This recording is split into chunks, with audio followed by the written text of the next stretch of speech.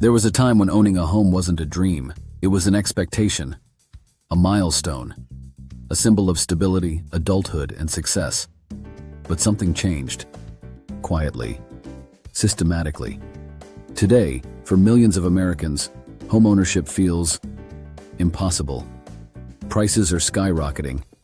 Interest rates have doubled. Wages haven't kept up in decades. And corporations, not families, are buying entire neighborhoods. And now, a new question hangs over society. Is homeownership becoming a luxury? And is renting forever the new normal? Tonight, we expose the shift happening beneath the surface and the uncomfortable truth behind why owning a home is slipping out of reach.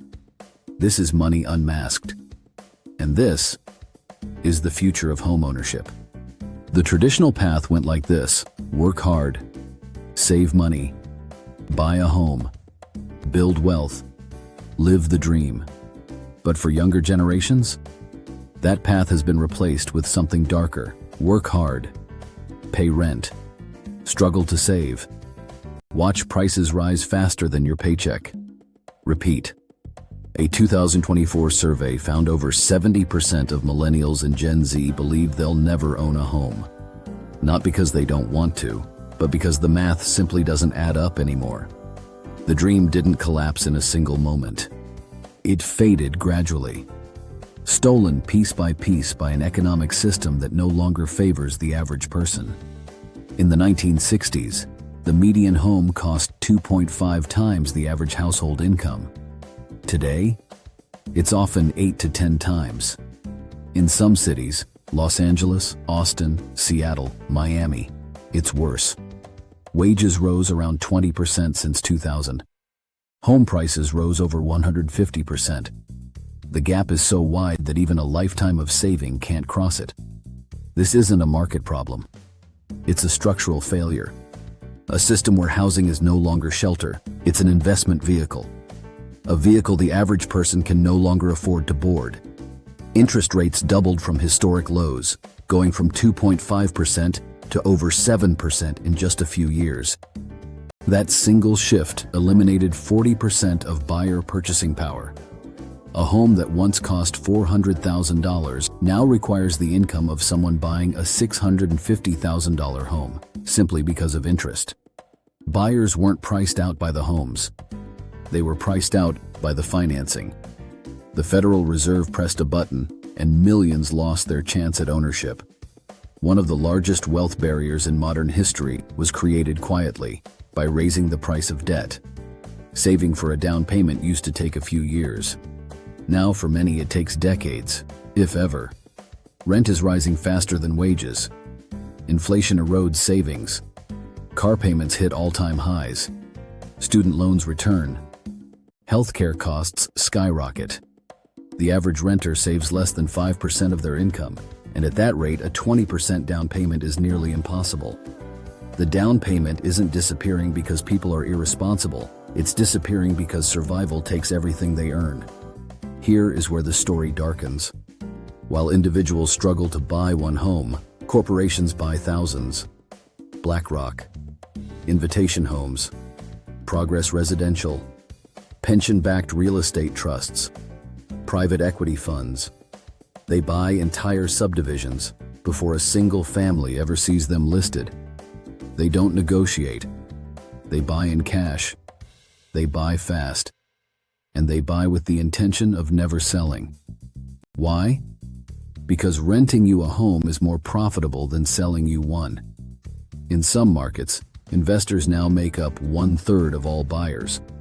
Homeownership isn't just becoming harder by accident, it's being directly competed away from you by entities with bottomless pockets.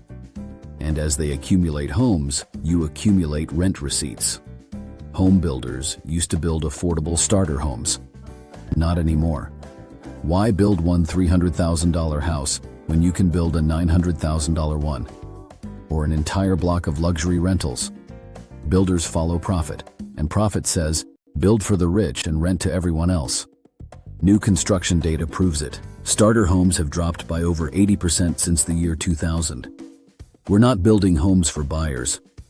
We're building units for tenants. This isn't an accident. It's a shift in incentives.